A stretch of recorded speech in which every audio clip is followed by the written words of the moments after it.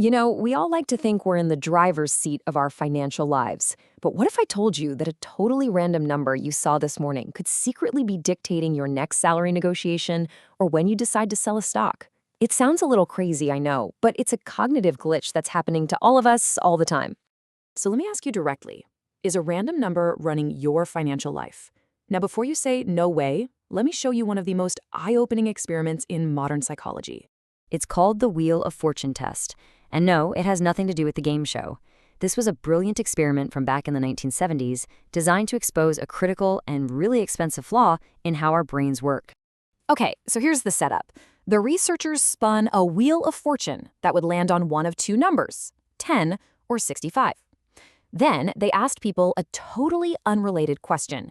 What percentage of African nations are in the UN? Get this. The people who saw the number 10 guessed on average 25%. And the folks who saw 65, their average guess was 45%. That's a 20-point swing, influenced by a number that everybody knew was completely random. Wild, right? Now, think about that for a second. That random wheel isn't just sitting in a psychology lab somewhere. It's spinning constantly in our financial lives. It's the original price you paid for a stock. It's the first number somebody throws out in a negotiation. These numbers become anchors for our thinking, often without us even realizing it. So let's dig into what I call your brain's expensive shortcut. Because, our minds use these anchors to make quick judgments. It's efficient. But that efficiency comes at a very real and often a very, very high financial cost. Just look at these two investor mindsets. On the left, you've got the anchored investor. This person is obsessed, and I mean obsessed, with the price they originally paid. Their entire strategy is about getting back to break even. It's an emotional game. But then on the right, you have the rational investor. They've forgotten the purchase price. They only care about the company's real value today and its future. One is chained to the past. The other is focused on what's actually coming next. And hey, this isn't just about stocks. It's huge when it comes to your career. In any salary negotiation, that first number that gets put on the table becomes this powerful gravitational center. Every offer and counteroffer after that is going to be pulled towards that initial number, whether it's fair or not. You think you're having a logical conversation, but really, you're just adjusting from a starting point that someone else may have set for you. So where did this whole revolutionary idea even come from? Well, let's go back to the source and meet the two brilliant psychologists who first identified this powerful, invisible pull on our decision-making. So back in 1974, Daniel Kahneman and Amos Tversky gave this phenomenon a name, the anchoring bias. And the key part of their definition is that we depend too heavily on that first piece of information. It's not just a small influence. It's a massive over-reliance on a number that is often completely and totally irrelevant to the decision at hand.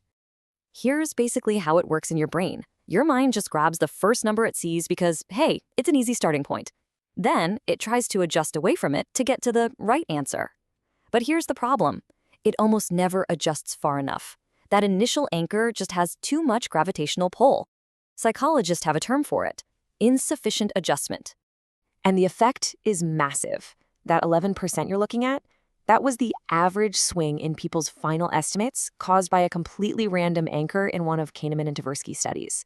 I mean, this isn't a rounding error. It's a significant distortion of reality, all caused by one single meaningless number. Okay, let's see how this plays out in the real world, in a true financial catastrophe. This isn't some lab experiment.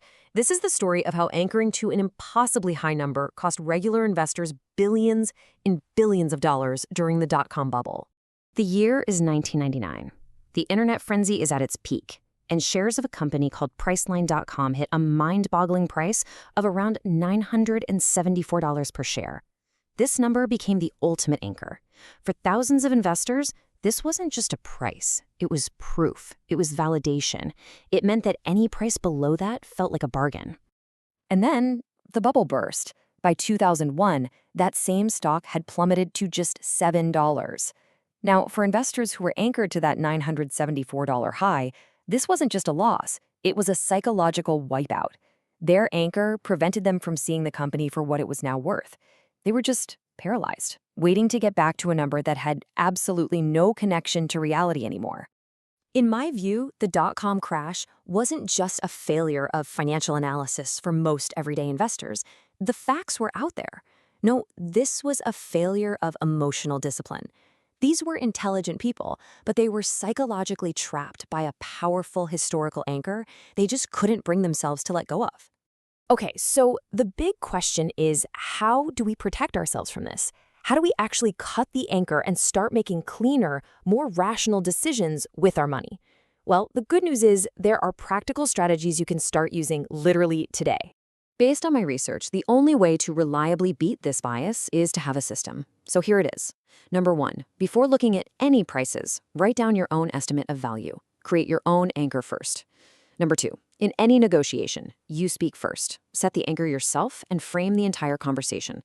And number 3, for any investment you already own, constantly ask yourself this question. If I had the cash, would I buy it at today's price? If the answer is no, then you're being hostage by your original purchase price. But beyond these tactics, there's one core mindset shift, a permanent reframe that can truly, truly free you from the pull of the past. And this is it. I want you to memorize this sentence. The price you paid is not information. It is history. The market has zero memory of what you paid for something, and it certainly doesn't care. Every single decision you make has to be about the future, not about trying to fix a mistake from the past. So, to wrap this all up, let's just lock in the key takeaways. First, anchoring is an automatic, invisible force working on your brain. Second, your purchase price and the first number you hear in a deal are powerful but deeply illogical anchors. And third, the fix isn't about trying harder to be rational, it's about building better habits. Estimate first, name your number, and always use that "would I buy it today" test. And that leaves us with one final personal question. And I want you to take a second to really think about it. What financial anchor is holding you back right now? Is it a stock? A salary expectation you can't let go of? The price of a house you looked at? Just identifying it, that's the first step to cutting the line. Subscribe to Money Psychology Explained if you think my video was useful and want to keep learning how to make smarter financial decisions with confidence. Don't forget to like, share with your friends, and drop a comment below.